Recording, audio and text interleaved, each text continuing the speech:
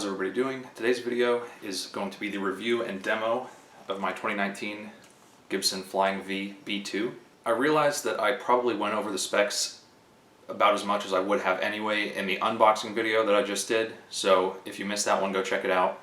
But just to recap, we've got a mahogany body Flying V, mahogany neck, rosewood fretboard. It's a slim taper neck.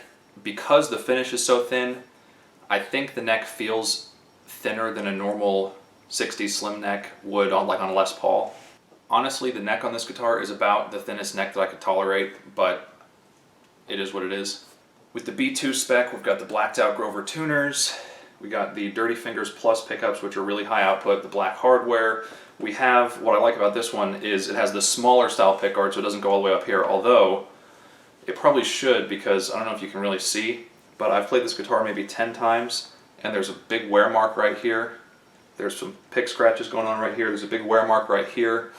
It's just a very fast wearing finish, not a complaint, but something to be aware of.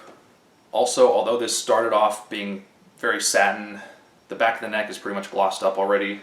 Spots right here where my arm rests are glossed up, and right there, of course, where your palm is resting.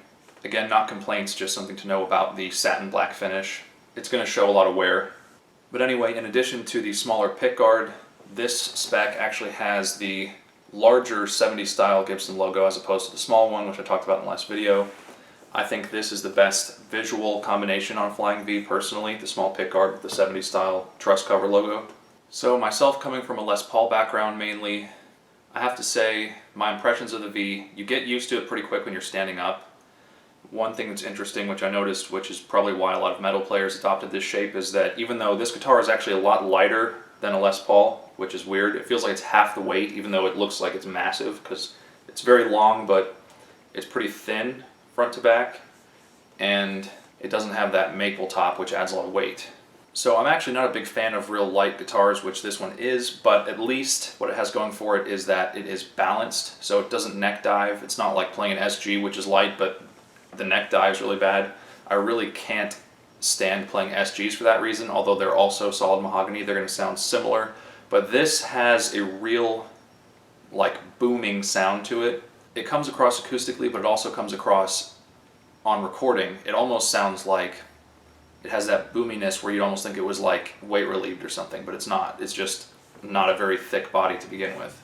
And while this guitar does what it does very well, which is plays metal, it doesn't have coil taps. It's not nearly as versatile as a Les Paul. It only has one volume, one tone, and just straight humbuckers. Although they're super high output, they do sound good. But while this guitar is a bit more limited as far as what it can do compared to a Les Paul, I wouldn't call it a one-trick pony. It's probably like a 3 out of 10 trick pony, whereas a Les Paul is maybe an 8 out of 10. Hopefully that makes sense. But this guitar really encourages you to just want to riff really hard and shred, and that's what it does best, and that's kind of the vibe that it gives. So now that you've heard some of my thoughts on it, let's get into the playing demo.